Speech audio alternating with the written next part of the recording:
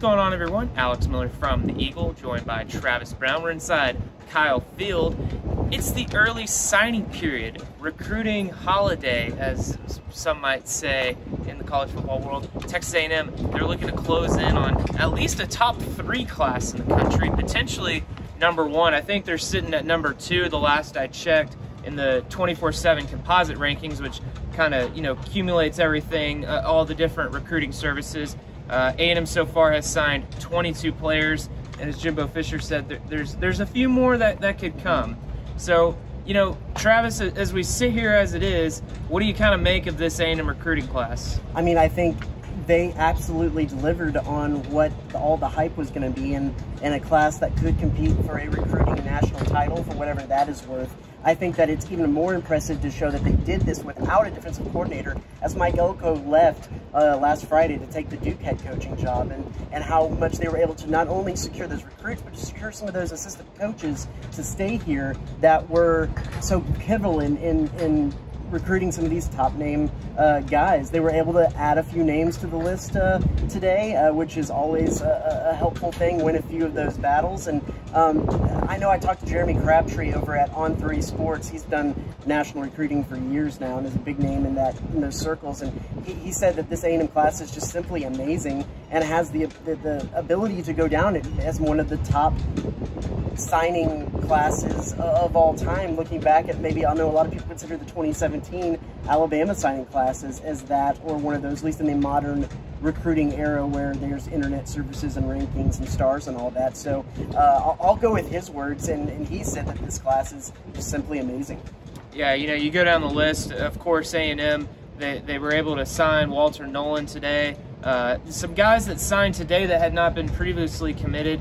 You look at a guy like Jake Johnson, Anthony Lucas, going down the line, and then Cam Dewberry. He signed right before Jimbo Fisher had his press conference.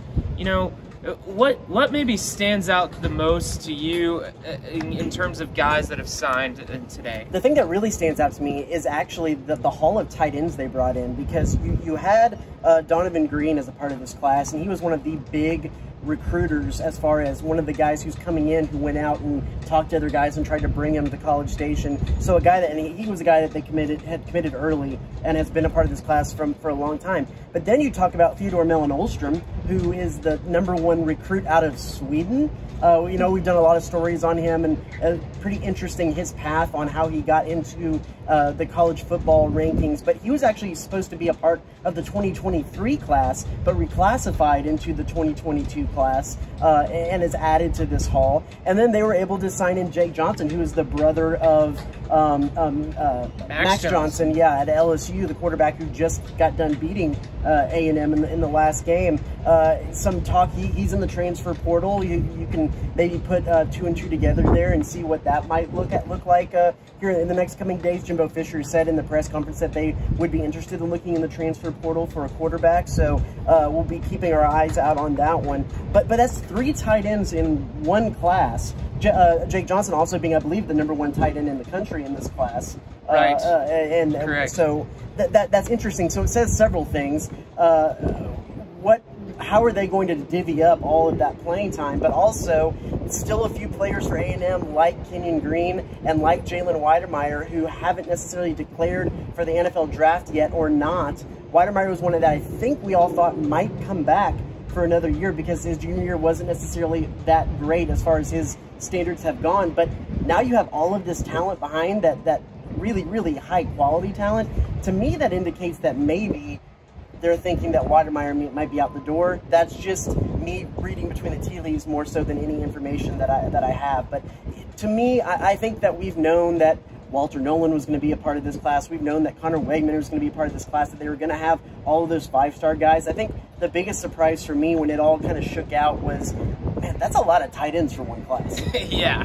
Well, you mentioned the guy that's going to be thrown to him, Connor Wegman, and as Jimbo said, he's the only guy, the quarterback in this class that's signed, of course, and he was the guy that Jimbo said, this was my guy. We've had a chance to talk to Connor. We've had a chance to watch him play a little bit.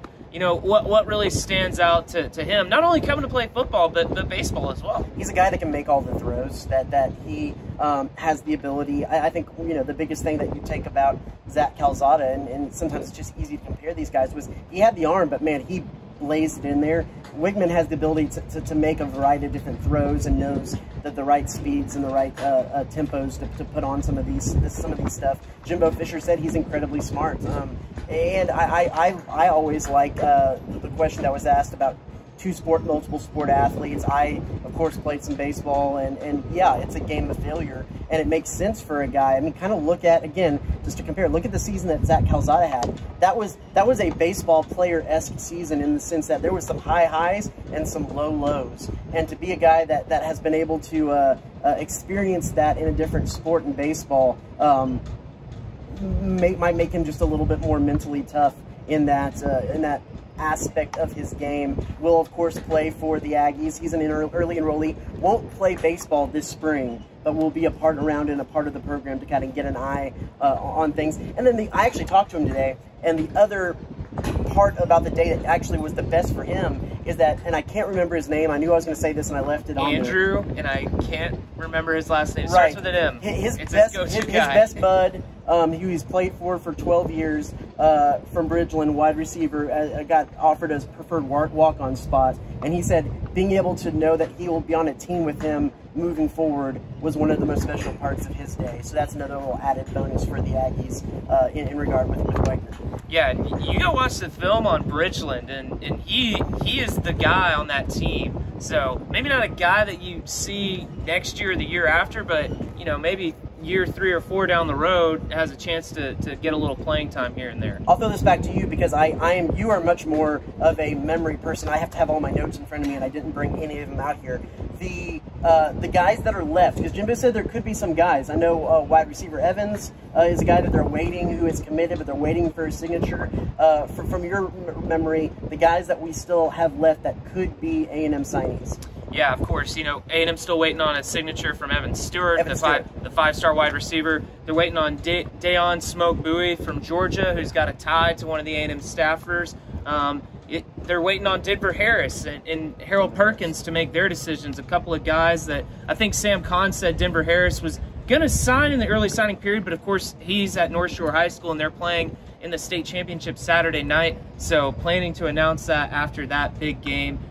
Harold Perkins, I believe, is going to announce at the Under Armour All-American game. And there's a couple other guys. You know, Shamar Stewart's a guy that's a 5-star player that they're after, and some of those recruiting analysts, I think, are reporting that he's going to sign there in February. So there's still work to be done. I guess in the words of Jimbo, they ain't done yet. A couple of housekeeping things. Jimbo Fisher doubled down, said Blake Boast was going to be their guy for the quarterback for the Gator Bowl, said that Haynes King was working his way back into practice. It doesn't sound like he's going to be a guy who's going to be available to have any significant time in the bowl game, Haynes King, that is. Mentioned Zach Calzada and everything that he brought to the program, said that he was playing with a hurt shoulder that possibly might need surgery, but he wasn't sure if surgery had been performed on that shoulder or not, and then confirmed the guys that would not be playing in Jaden Peavy, in Isaiah Spiller, in DeMarvin Leal, and in Leon O'Neal. There you go, those 4 guys.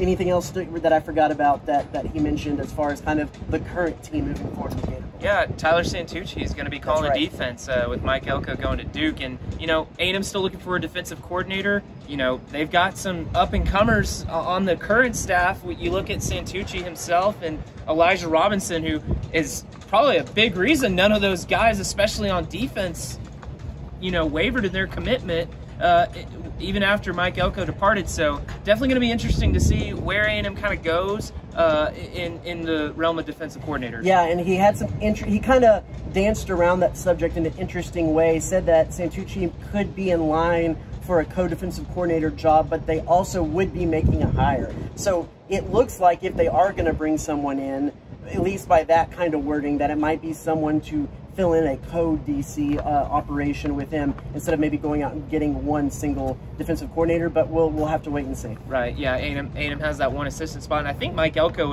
he coached the safeties themselves, so, of course, so. All right, I think it's going to do it for us. Thanks for watching, and be sure to check theeagle.com for all of our coverage from National Signing Day and leading up to the Gator Bowl. We'll see you next time.